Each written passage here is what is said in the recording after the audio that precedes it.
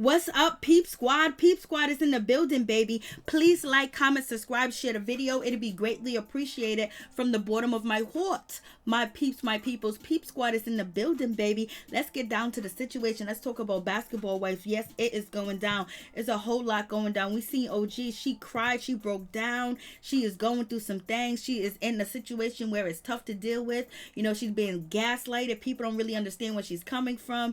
And, you know, no one really wanted to have conversations with her. She still feels like she's isolated, and you know, she feels like she's not a part of the group, and people are refusing to film with her, as you know, Shaunie and you know, EvelynLozada. So in the court case and things of that nature, that it's just so hard and just so tough that OG broke down when she ended up having that conversation. You know, Malaysia, she's like, yes, about time, and she feels like somebody's, you know, taking paying attention to what she said and what she has been expressing. And Malaysia came there, she said the right words and she said the right thing and she did the right thing, basically asking OG, you know, what can we do, and also how can we move forward, and we need to know what we did so we can be held accountable for what has happened. So we need to know how can we move forward. And OG, you know, she just broke down crying and she said, you know, Malaysia, I've been through a lot. She hugged Malaysia and everything of that nature, and it seemed like things were going good and things could continue to go good, but you got to let OG express herself.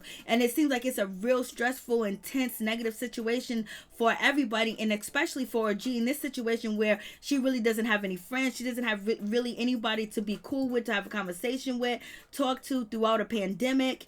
And then also the ladies are not showing her that they have her back, they understand anything. They're just saying basically, I don't know. So she just basically is just kind of like breaking down. Like she had a breakdown. She cried. Like finally somebody acknowledging the situation, somebody's taking accountability. But she's basically feeling like it's a little too late. You guys waited a whole year. Now all of a sudden you want to sit down and have this conversation, and it's only because that you guys are facing backlash that you want to, you know, even have a conversation. Shaunie didn't come over. She's saying you Malaysia, then you guys send Kristen. So you know, in any event, you know, OG's feeling a certain type of way, but people going to take her energy and feel like she is being hostile, she's not being agreeable. But she's been through some hell, you know, filming last season, and after filming going back and forth to court, you know, with EvelynLozada and that situation that went down and happened between them. So it's just a whole lot going on, and then being in the house, and you know, people don't really understand where you're coming from. They don't have any empathy for you. They basically think that you don't know what you're talking about, and you are actually making something up, and there's no colorism going on. So OG's feeling a certain type of way, and she just broke down and let people know, like, this is hard, this is difficult, this is not easy. These people gaslighting me, I'm locked up in this house. This is mentally stressful too, because it's just like there's no out, there's no release.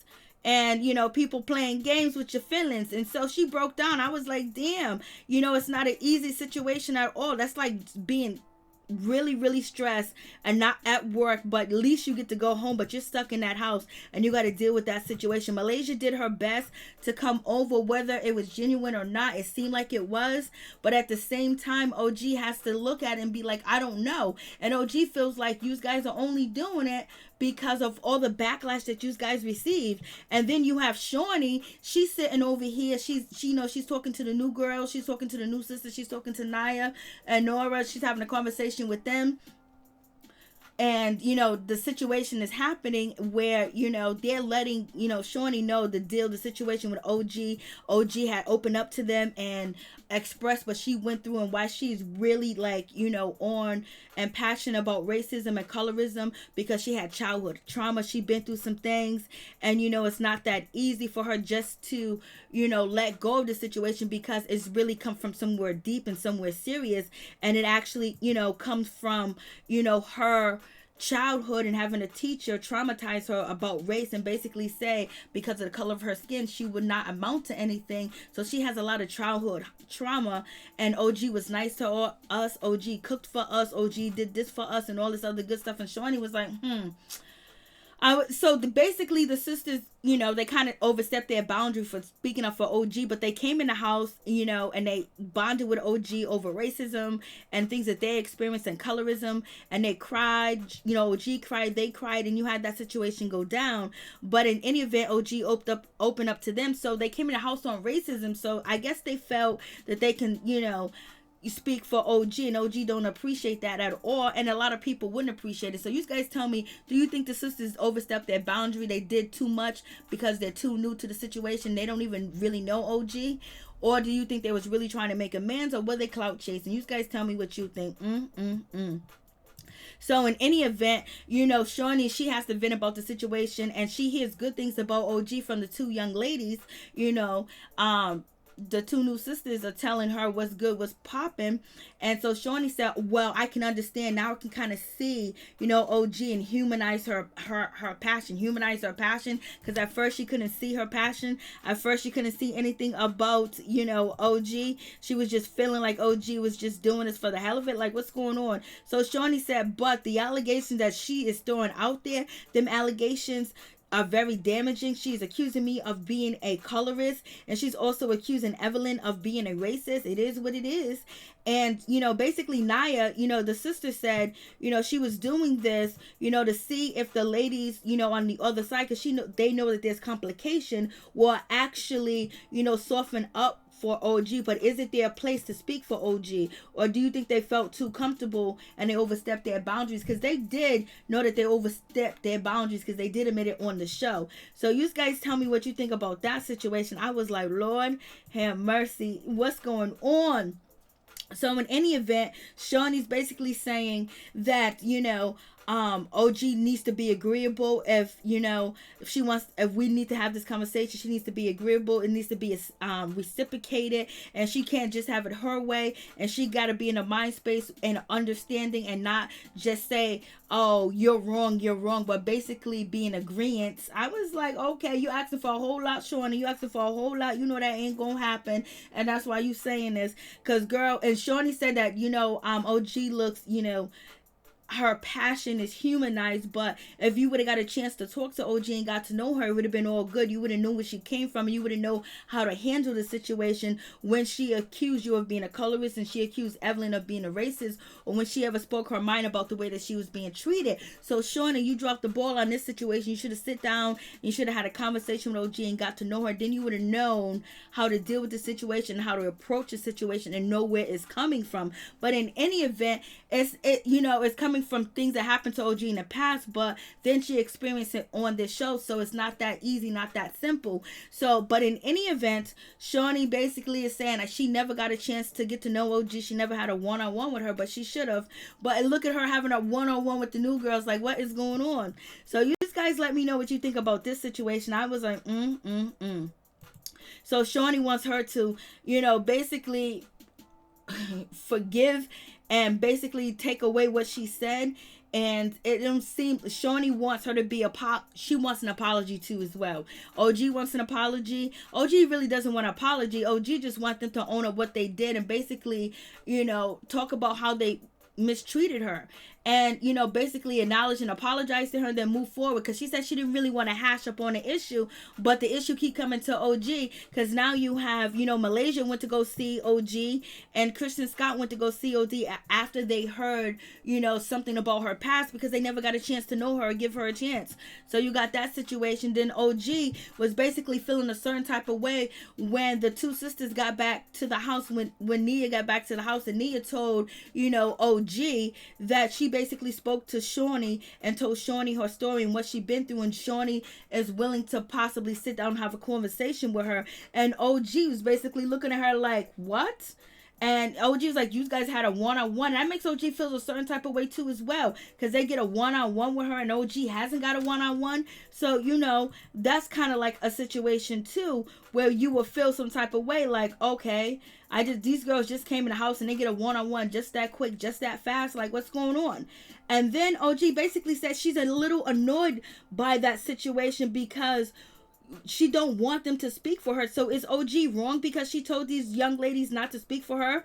And OG basically is saying that, especially when you don't know me, and I don't know you, and we just get into, and you just got here, so why are you speaking on me? And I don't want my situation to relive through them. So what do you guys think about that situation? I was like, shit, OG is not appreciating them talking on her or talking, about her situation. She wants to handle that herself. She don't need nobody to defend her because she don't know them. And OG's feeling like we just shared a moment, but you guys overstep your boundaries. You guys are new. You ain't been around. You just came here. So how do you guys feel about that situation? Did she approach it the right way? Because the ladies, basically, the two sisters, Nia basically is feeling a certain type of way, and Noria, she's feeling a certain type of way. Nora, she's feeling a certain type of way about the situation, and Namora, she's feeling a certain type of way. So how do you guys, you think they overstepped their boundaries? And then OG, told them the next day, the next day she said to the ladies, listen, I hope I was very transparent with you guys yesterday. I just wanted to make sure I was, what we spoke about the other night. And if anything in the future that you want to speak on that involves me, please tell me first. And the lady said, Naya and her sister Nora basically said, listen, it was your tone, it was your delivery, it's the way you delivered the situation. So now the sisters are upset. They feel like OG is being, too bossy. She's deflecting and she's in their business, but they can't be in her business. And they feel like her tone, they feel like, she's loud. So what do you guys think about that situation? They put these girls here to do that. Are they looking for attention? Are they looking for clout? Or were they really trying to help OG? Are they trying to slid in? And basically they feel like, they already met with Shaunie and Evelyn. They want to run with the other side. What's going on? Then we got Jennifer. Jennifer's out here being shady towards OG too as well, saying OG is rude. OG don't only want to talk about herself, and she don't want to talk about what Jennifer's been through with being with her corn orders. And then Jennifer throws a shot at, OG, basically saying, girl, where you going with that bag? Because last I checked, your man don't play games. I was like, damn, Jennifer is, talking ish. Jennifer is doing too much. What's going on with Jennifer? Jennifer's talking ish. Like, Jennifer, like, why you coming at her? Why you talking about her bag? And basically dissing her man and saying her man don't play ball. Like, Jennifer, what's going on with that situation? Is Jennifer doing too much? Then Jennifer is saying that she's stuck alone with OG. She don't want to be in a house with OG. Like, what's going on? There's too much going on with that situation. Now you're dissing her bag because her man don't play ball like that. Then we got Febreze. She's out here. She's reading, Nia, basically telling Nia, you're on TV. You a stalker. You send me a videotape of myself. And, you send me a videotape of two people involved in intercourse. Basically trying to ask if it was me because you messing with my man, and you gonna get on national TV just to tell the world that you got some eggplant from Lance. Like, what's going on? Why you coming out in COVID and risking your life to be here, to be around a bunch of females that you don't even know? And she doesn't believe Jackie is actually friends with these girls. She believes the girl's stalking her, the girl's crazy. And basically, Miss Febreze is basically saying that they're chasing her around. They're jealous. Nia's jealous and wants to be her. And then she also says that Jackie ain't her friend either. And she is saying that these ladies are doing way too much. And if she was there, she would have been kicked out the house. So, but is Febreze lying about her being quarantined? Is she scared to be in a house with the sisters? Is she scared to be in a house with the sisters? What's going on? Is Febreze scared to be with the sisters? So you guys tell me what you think about this situation. I'm like, Lord,